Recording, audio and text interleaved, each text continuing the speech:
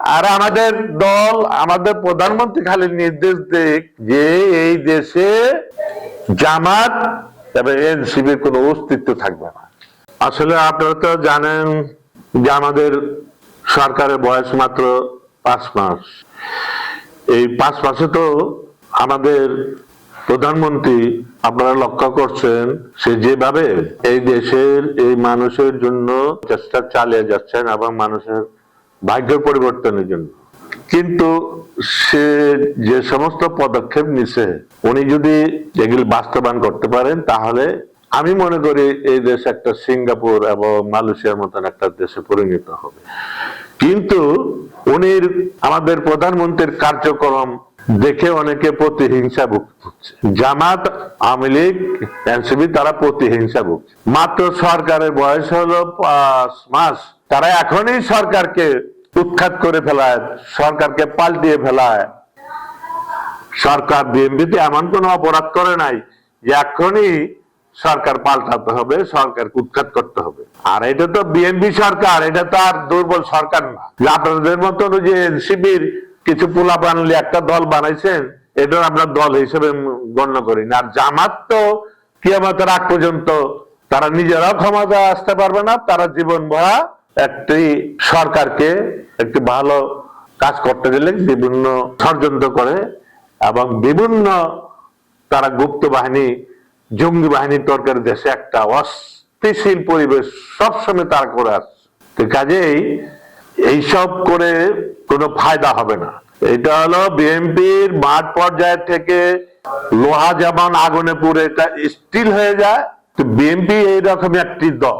BNP অনেক নিপীড়ন, অনেক নির্যাতন, অনেক ধৈর্য সহ্য করে বিএনপি জনগণের ভোটে ক্ষমতা আসে। বিএনপি ক্ষমতা দখল করে ক্ষমতা আসে নাই, ভোট চুরি করে ক্ষমতা আসে নাই। তা আপনারা 5 মাস হয়েছে বিএনপিকে ধাক্কাটা ফেলা দেন, বিএনপিকে উৎখাত করে দেন।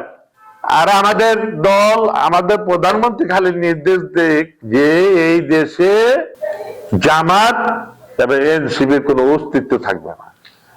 ওখানে ওই যে এনসিপি এই পোলা বান্ডা এই জামাতের লোকে ভিড়া যদি মনে করে বৈষম্য বিরোধীদের মতো আন্দোলন করে হাসিনাকে যেভাবে উৎখাত করেছে বিএনপিকে ওইভাবে উৎখাত করবে। আর আওয়ামী লীগ তো উৎখাত হয়েছে, সারা বাংলাদেশের মানুষ আক্রান্ত হয়েছে। আওয়ামী লীগ সরকারের হাসিনার হাত দিয়ে অনেক মানুষ খুন হয়েছে, গুম হয়েছে, নিপীড়ন হয়েছে, নির্যাতন হয়েছে, এদেশের লুটপাট করেছে, এদেশের অর্থনৈতিক ব্যাংক বিমা লুটপাট করেছে। মানুষ, সারা দেশের মানুষ দলমত নির্বিশেষে তার বিরুদ্ধে যুদ্ধ করেছে।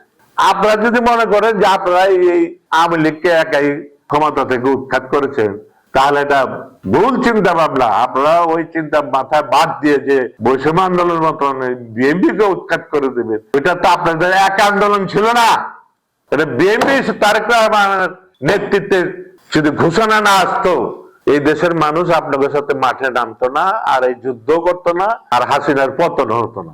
বৈষম্য বিরোধী আন্দোলনে যখন বৈষম্য বিরোধী 6 নেতা গ্রেপ্তার হয়ে গেল, গ্রেপ্তার হয়ে তারা ডিবি অফিসে কি বললো যে আমাদের দাবি তারা মেনে নিয়েছে। ছাত্রকে আহ্বান করেছেন যে আপনারা বিশ্ববিদ্যালয়ের যত ছাত্র ছাত্রী, স্কুল কলেজ ছাত্ররা আপনারা শিক্ষাঙ্গনে চলে যান, আমাদের আন্দোলন স্থগিত করা হলো।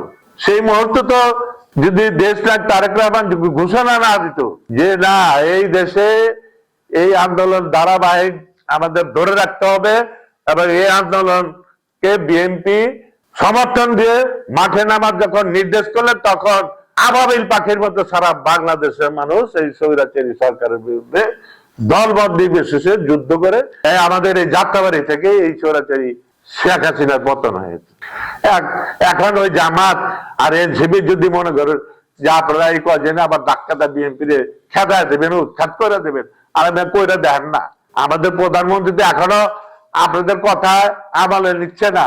আপনাদের যত হুমকি দামকি এগুলো আমরা কিছুই মনে করি না। এই চাপাবাজি ছাড়েন, চাপাবাজি ছাড়া দেশে ভালো করার সুযোগ দেন। একটা গণতান্ত্রিক অধিকার, মানুষের মৌলিক অধিকার, এগুলি বাস্তবায়ন করার সুযোগ দেন, তাহলে ভালো করে রাজনীতি করতে পারবেন। মানুষের মন জয় করলে মানুষ ভোট দিয়ে আপনাদেরকে ক্ষমতা আনবে। চ্যানেল বি প্লাস, নতুন সূর্যোদয়, নতুন বাংলাদেশ।